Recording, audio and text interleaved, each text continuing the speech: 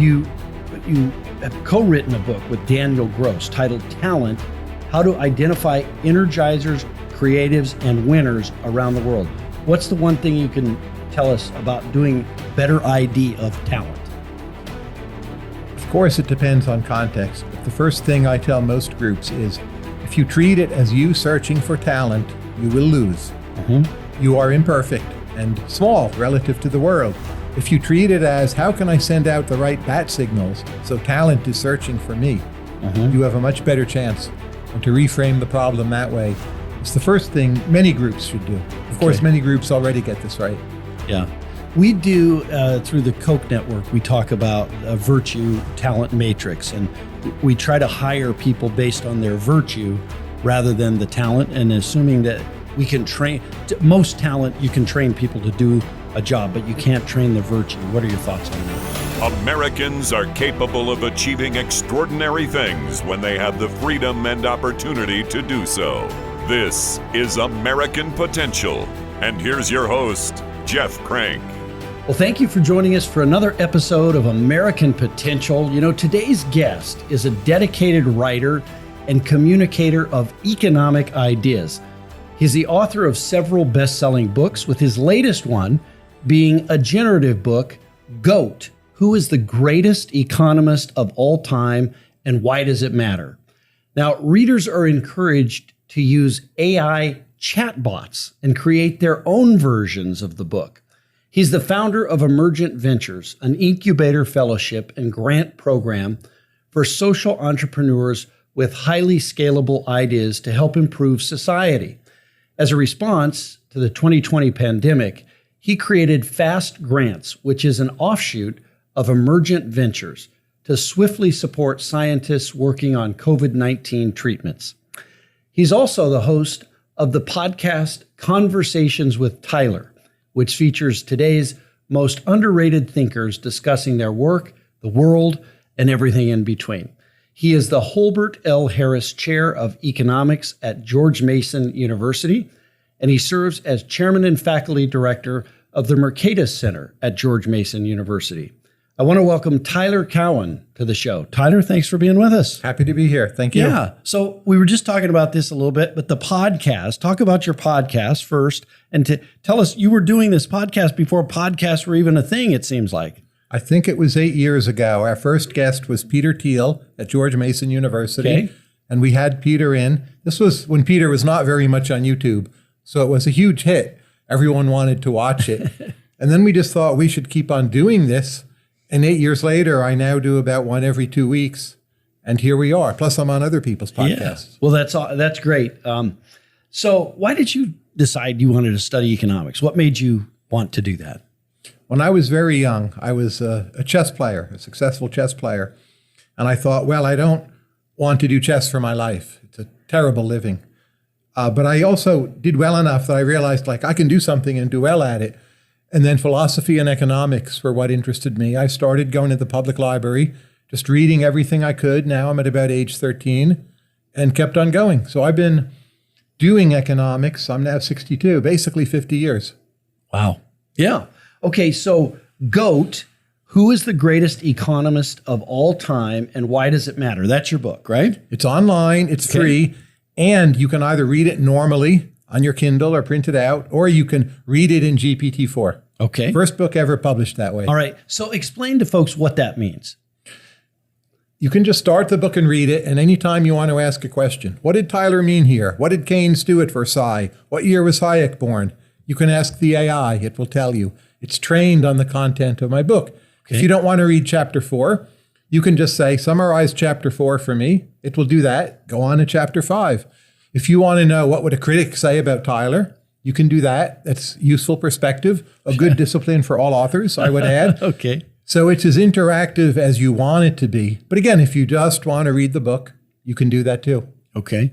So, and that's fascinating, I think, for a lot of people. Right. It's at econgoat.ai or Google my name, GOAT, Tyler Cowen, GOAT, or econgoat.ai. econgoat.ai. Okay. And so the book where can they get the book? There. If the book's there, you don't have to pay. It's not on Amazon. Got it. That's the only place. Okay. So talk a little bit about the book itself, and then who is the GOAT of economics? I've been interested in the history of economics since I was a kid. Yeah. And having thought about it for so long, I wanted to write down my thoughts. But the proximate origins stem from pandemic. So I was locked up, didn't know when this thing would end. I thought I need a project, but it has to be a project where I don't have to travel and I already have all the books. And then it occurred to me, well, the great economists, Keynes, Hayek, Milton Friedman, I have all that. And I wrote that at the height of the pandemic. And it helped me get my thoughts in order. Like, who is a real talent? What are the strengths and weaknesses of thinkers? How can we learn to appreciate other people, even if we disagree with them? Mm-hmm. Those are the key themes of the book. It's written from the point of view of a fan. So it's a passionate book. I put myself into it. It's a pretty subjective book.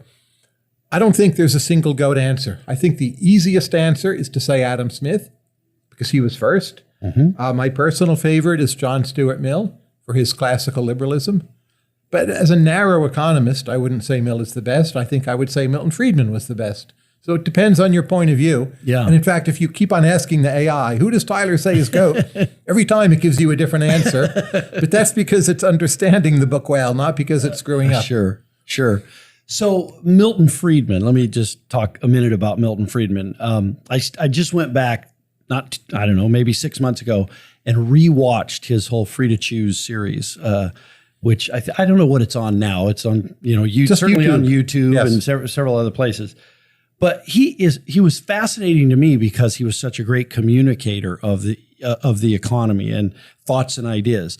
It seemed to me he had just such a simple way of laying out economic theories and principles. Do you agree with that? I think he was the best economics debater ever. Yeah. It's amazing to me the mix of how ruthless he was in winning the argument, yes, and how much he always smiled.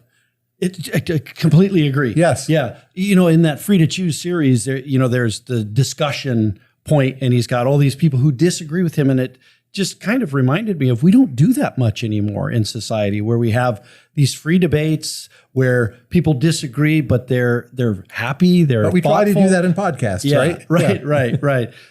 So he fascinates me with that. So what's the most surprising thing you learned as you were researching the book?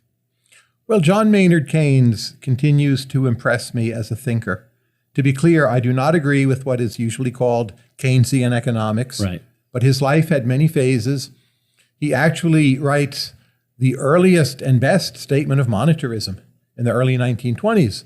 As clear as anything Milton Friedman ever wrote. I think his work on the Bretton Woods system was actually pretty good. His work on the Treaty of Versailles is quite interesting. So it's easy for people with what you'd call my point of view, classical liberalism, to disagree with Keynes, but there's a lot of value in there. And he's the only human I know of who impressed both Bertrand Russell and Friedrich Hayek. And he charmed them both too. And that's amazing. Yeah. How about Hayek? Give us your thoughts on Hayek. I met Hayek once. I think he's the most profound economist. He's the writer who has the greatest potential to completely reshape how you think about an economy. So his few best pieces, I think, are the best works in economics ever. I don't think he has the breadth of, say, Milton Friedman. I think some of his political philosophy could have been better, but he's certainly a contender for greatest of all time. Yeah. Let me take it to politics for just a minute. How many politicians understand economics? Not very many, it seems. Well, if you go to Singapore, most of them do, right? Most do in Singapore? Okay, how about American Estonia politicians? is pretty good. America, I think a quarter to a third of senators have a decent grasp of economics. Highly imperfect, but there are arguments they can deal with and digest. In the House, I don't know, 1 in 10. In the bureaucracy at the Fed and Treasury, it's pretty impressive. Most other places, not so good. That would be my quick answer. Yeah. How about you talked about in the Treasury and other places, the administrative state. How many of those folks do you think understand economics? Well, it's really agency by agency. But if you look at the SEC, I used to work with Hester Peirce, who's a commissioner, and I can promise you she understands economics. And she's done a great job holding back the excessive regulation of crypto. And she's worked with economists for many years, and Hester's wonderful. So some of them do. It's certainly not the usual case, though. What about, so AI, as you were what was your thinking behind using that as part of this book and allowing people to explore using AI as they read the book? I always like to be doing new things to stay fresh. So I was one of the first bloggers early onto the podcast scene. Economics education on YouTube. We still have a channel, mru.org. It teaches economics for free, often to high school students. And AI is this new and wondrous thing. And I thought if there's a way to combine a book and AI so you can supercharge the book and get people a lot more power from their reading experience, we should do that. So I think in a few years, everyone will be doing this. But I'm very pleased to have been the first to do it. Yeah. So you're literally the first that's done. First that's done a full-length book. Yeah. So I worked with the people at Mercatus, Jeff Holmes in particular, and Jeff helped build this bot that in essence trains GPT-4, but on the book. So GPT-4 consults the book first. So you get Tyler Cowen answers, not the too politically correct GPT-4 answers. Yeah. And it really works. And very often it even sounds like me. And we're doing an audiobook, and the audiobook will be read by AI. And I played a clip of it for my wife. She couldn't tell it wasn't me. It's not out yet, but it's on its way. So we do that with this podcast too. So we translate this podcast into Spanish. Great. And then AI clones your voice and my voice. Bueno. And yes, bueno. That's right. That's right. So it is fascinating. It really is a fascinating world we're living in. And even getting the lip sync right, it can do. Yeah. And this will get much more powerful quickly. So there's a lot of books. Like you ever read a long fantasy novel and you wonder, well, who is this character anyway? And you're thumbing back through. That's not necessary. It should be you just go to your bot or AI and say, well, who is, Tom Bombadil anyway? And it tells you, and you keep on reading. Yeah. Yeah. Think about so you did the first one, but let's think about the future of this. Like, what do you think this is going to mean 5 years from now? Every book will have this. What's your thoughts? Well, there's a key issue in artificial intelligence. And one way of putting it is, what's the price of a token, it's called. But just what's the cost of doing this? And we don't know how quickly those costs will fall. I think they'll fall very quickly, but it's fair to say that's an open question. Once they become very cheap, which I think will be in 2 to 3 years, I just think every book will have this option. It's not hard to do once it's been done once. It becomes formulaic. Right. And you'll go to Amazon and you can just buy the plain standalone book, or you can buy an ebook version with a bot hooked up, and maybe that will cost $2 or $3 more, and people will choose. It'll be a great market. Yeah. Interesting. That's really amazing world we live in. I want to talk to you a little bit about identifying talent. So you have co-written a book with Daniel Gross titled Talent: How to Identify Energizers, Creatives, and Winners Around the World. What's the one thing you can tell us about doing better ID of talent? Of course, it depends on context, but the first thing I tell most groups is, if you treat it as you searching for talent, you will lose. You are imperfect and small relative to the world. If you treat it as, how can I send out the right bat signals so talent is searching for me, you have a much better chance. And to reframe the problem that way is the first thing many groups should do. Of course, many groups already get this right. Yeah.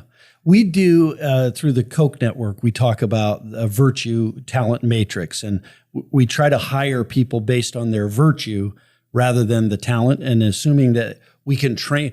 Most talent, you can train people to do a job, but you can't train the virtue. What are your thoughts on that? I don't think you should ever hire people who do not have high ethical standards. Right. So I think I agree with what you're saying. I think IQ for most jobs is somewhat overrated. And simply, is the person determined, and do they work every day at improving themselves, is for most jobs the first thing I look for. Yeah. Now, there are some jobs, like if it's to do a certain kind of pure mathematics, you do have to put a certain sort of talent above all else, actually, for that sort of job. But for 85% of jobs in a typical organization, determination, number one thing, ethical standards, those two are just absolute prerequisites. Yeah. So let me ask you this. This is a great debate that's been going on. I just thought about this. It's not in my list of questions here, but there are some organizations, companies going to unlimited PTO, paid time off policies. And I have found that companies that are doing that seem to use it as a way to weed out people that they don't want necessarily working for them, right? So if you say you have unlimited PTO and you abuse that unlimited PTO, maybe that from a virtue standpoint, that's probably not someone that you want on your team, as opposed to someone who says, well, I have unlimited PTO, but I have to be a good producer of a quality product, so I'm not going to do that. Do you have any thoughts on that? What do you think about that? If an employer announces PTO, I think you need to ask the next question. What is the actual policy? Because it's not, in fact, PTO, right? Right. If you take too much time, you'll be fired. So sometimes you end up in the opposite equilibrium where no one feels they can take off any time at all. And if that's the way things are going to be, I would rather announce that more clearly than have people guessing.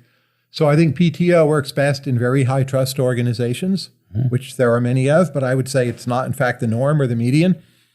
So a lot of groups doing PTO, I'm skeptical, but I definitely see cases where it works when trust is high. Yeah. Okay, Emergent Ventures. This is through your role at Mercatus, you run a project focused on IDing unique talent. It's called Emergent Ventures, which also includes a pandemic-specific outgrowth called Fast Grants. Tell me about how you came up with that idea and the structure. Well, Fast Grants is over now, but we did it during the pandemic. So when the pandemic started, Patrick Collis and I were talking, and we had been speaking to a number of scientists, and they were saying they wanted to get to work doing something to fight the pandemic, but they were applying for funds, often from the government, even from their own schools, and it would take them 6 to 9 months just to get an answer. Now, when that's the case during a pandemic that's killing thousands of Americans every day, that is literally insane, right? It's a sign of completely dysfunctional institutions. So Patrick and I very quickly designed a program where at first we got people answers within 2 days. As it became more popular, we had to stretch that to 2 weeks. But still, to get an answer in 2 weeks, we had a panel of referees, a submission would come in, we would take care of it, make a quick decision, money got sent out. So we raised and distributed over $50 million at the peak of the pandemic and got it to qualified researchers within 2 weeks, often within 2 days. And I think it was also a kind of role model. A lot of people in the government have contacted me like, how can we do better next time? You know, what can we learn from you? And just showing philanthropy does not have to be bureaucratic. We funded a lot of very important things. If you've ever done a spit test to see if you have COVID. Well, the spit test was developed at Yale University. The researchers asked Yale for money. They got the bureaucratic runaround from Yale, which has a lot of money, right? Right. They came to us. We sent them money in 2 days, got a spit test from that. Typical example of something we did with Fast Grants. Yeah. So, I mean, do you ever see government adopting something like that? It seems like there's a lot of barriers in government to being able to adopt a policy like that. There's a lot of barriers, but the United Kingdom has a new science funding agency called ARIA. Matt Clifford, a friend of mine, was chairman of the board until recently. And they are modeled after a number of programs, including Fast Grants and other Fast Grants-inspired efforts.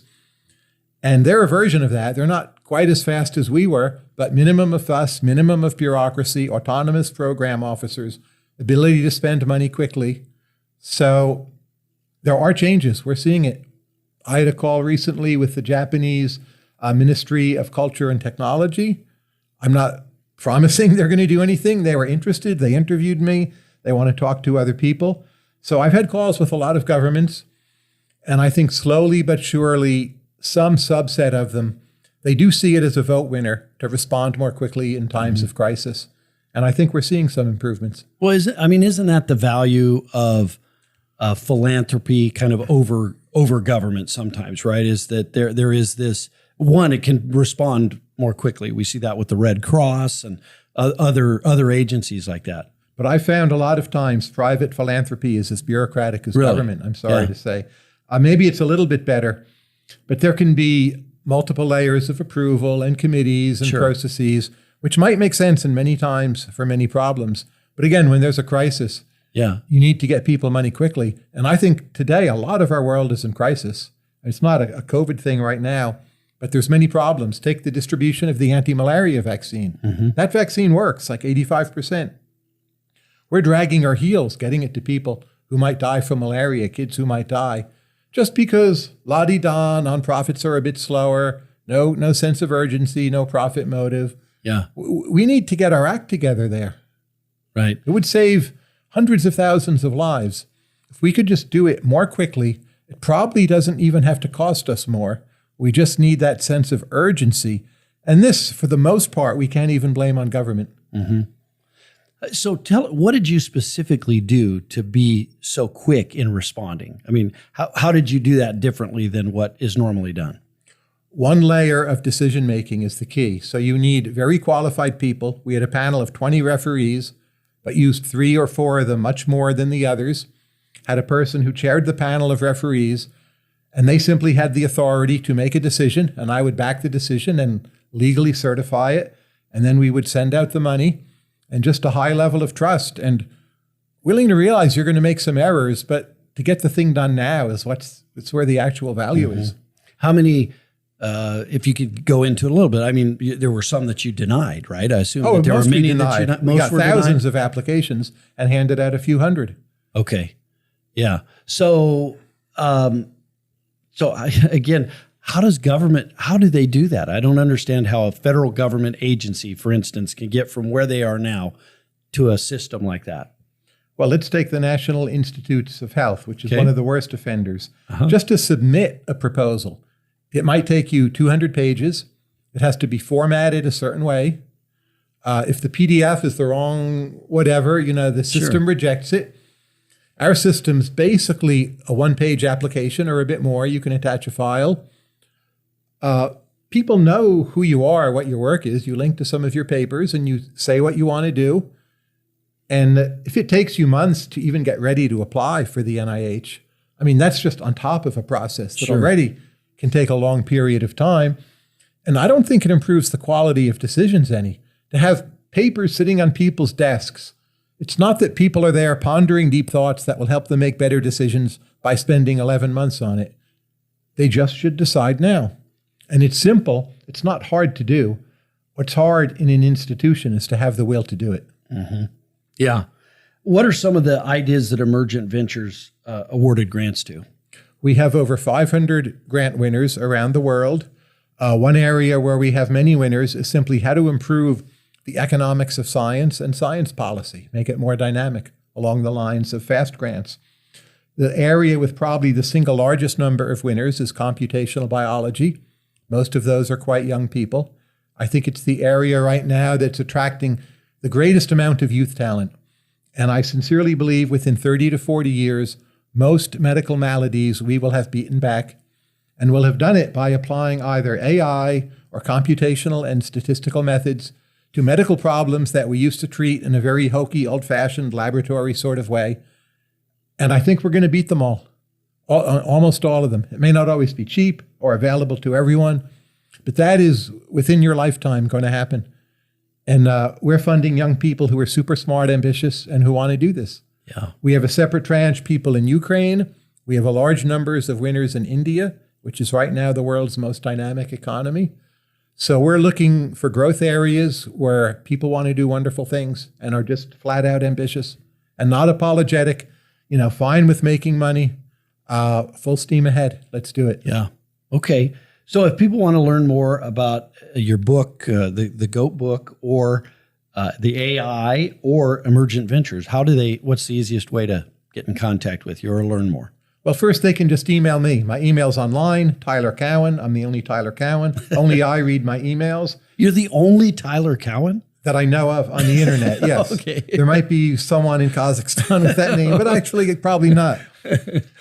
They can also just go to the GOAT book, econgoat.ai, and ask it questions about FAST grants, about me. Ask it about anything. It's very good. Yeah. GPT-4, there's Google. I have a homepage. I've written a daily blog for over 20 years. That's called Marginal Revolution. My economics education site is mru.org. It's the #1 economic education site that I know of. Those are free videos for the whole world.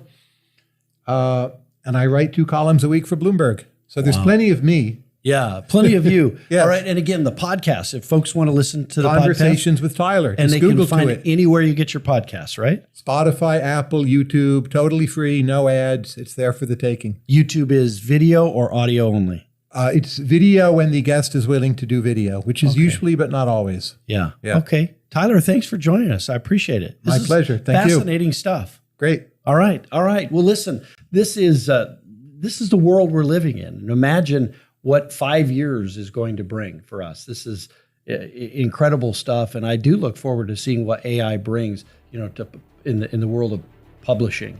It's going to be incredible. Thanks for joining us. Thanks for listening to this. And remember, defend liberty, defend freedom. Always do that at all costs.